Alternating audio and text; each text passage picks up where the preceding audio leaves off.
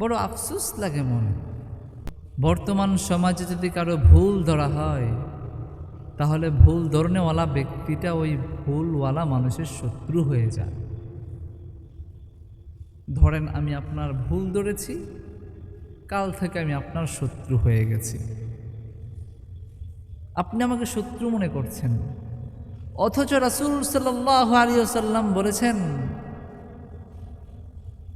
ও সাহাবারা, তোমরা কিভাবে তোমাদের প্রকৃত বন্ধু চিনবে? প্রকৃত বন্ধু চিনার উপায় হলো যে তোমার ভুল ধরিয়ে দিবে। সুবহানাল্লাহ।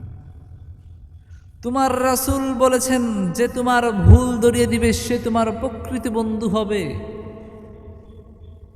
আর তোমার চিরশত্রু তো সেই যে তোমার সামনে তোমাকে প্রশংসা করে অহংকারী বানায়।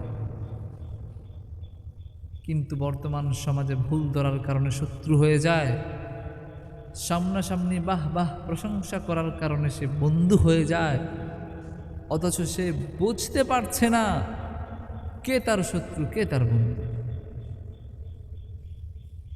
আজ আপনি আমার সামনে যে ভুলটা করেছেন, সে ভুলটা শুধু আমি জানি, পৃথিবীর কোনো মানুষ জানে না।